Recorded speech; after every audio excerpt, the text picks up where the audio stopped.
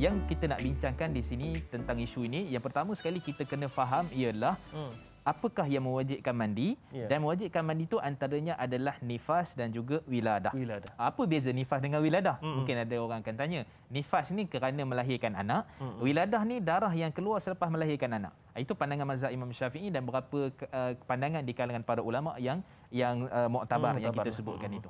Okey, jadi sekarang ni mandi ni, sebab tu kata Imam Syafi'i rahimahullah, bila mana terputusnya darah, maksudnya nifas tadi, wiladah tadi terputusnya darah, maka pada waktu tu adalah 40 hari ke sebelum tu lagi, dia ikut keadaan orang tu. Dan kemudian termasuk juga orang yang mana dia itu lahir melalui pembedahan. Ibu tadi lahirkan anak melalui pembedahan. Maka yang tu bukan cerita keluar darah ataupun tak. Kalau contoh pembedahan tak ada darah, contohnya, dia dalam keadaan yang seperti itu, maka dia tetap kena mandi juga.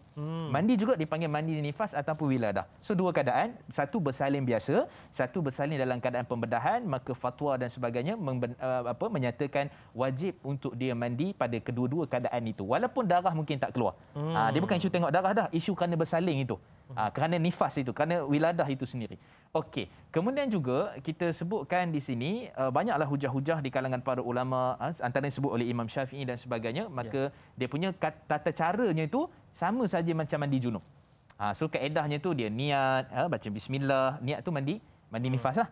Kan setelah berhentinya darah tu, dan kemudian juga dia membasuh tangan tadi semua, dan kemudian dia menggunakan sabun, basuh dia punya tangan kanan, tangan kiri, dan kemudian dia niat dan kemudian mandi dan meratakan air daripada kepala 3 kali, kemudian kanan, kiri, dan meratakan air ke seluruh badan. Itu dia punya kaedahnya. Cuma para ulama berbincang, bagi wanita tu perlu ke dia nak kena bercangkung ataupun tak? Tanya sekali dah kan daripada sudut ni.